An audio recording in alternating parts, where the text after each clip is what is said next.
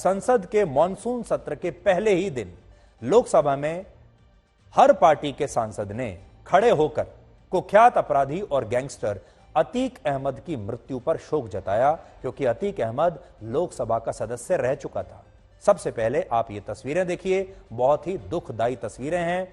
मशहूर कुख्यात गैंगस्टर जितने कितने ही लोगों की जान ली, कितने परिवारों को परेशान किया, तंग किया, अत्याचार किया, उस अतीक अहमद के लिए आज भारत की संसद में लोग सांसद खड़े होकर उसे श्रद्धांजलि दे रहे हैं। आप भी देखिए।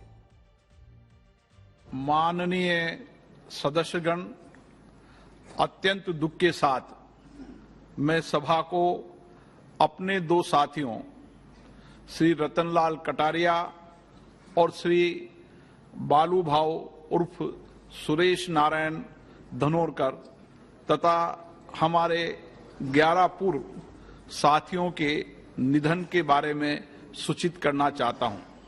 अतीक अहमद उत्तर प्रदेश के फूलपुर संसदीय निर्वाचन क्षेत्र से 14वीं लोकसभा के सदस्य थे। श्री अहमद रेल संबंधी समिति के सदस्य रहे। इससे पूर्व उत्तर प्रदेश विधानसभा के सदस्य भी रहे। श्री अतीक अहमद का निधन 15 अप्रैल 2023 को 60 वर्ष की आयु में प्रयागराज में हुआ। श्री अतीक अहमद का निधन प्रयागराज में 60 वर्ष की आयु में हुआ। यहां पर लोकसभा में सभापति महोदय ने यह नहीं बताया कि उनकी मृत्यु एक किस हालात में हुई और वो कौन थे और किस चीज की सजा भुगत रहे थे। लोकसभा में आज कुल 13 पूर्व सांसदों को श्रद्धांजलि दी गई, जिनमें श्री अतीक अहमद का नाम 8वीं सूची में पढ़ा गया। आपको कितना अजीब लग रहा है जब मैं कह रहा हूं श्री अतीक अहमद पूर्व सांसद। और इस दौरान भारत की लोकसभा अतीक अहमद के नाम से गूंज रही थी।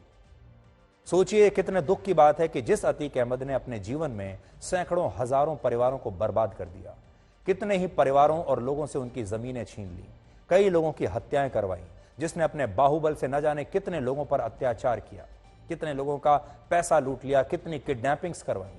आज उस आदमी का नाम दुनिया के सबसे बड़े लोकतंत्र के मंदिर में यानी भारत की संसद में लिया गया, श्री अतीक अहमद पूर्व सांसद कहकर।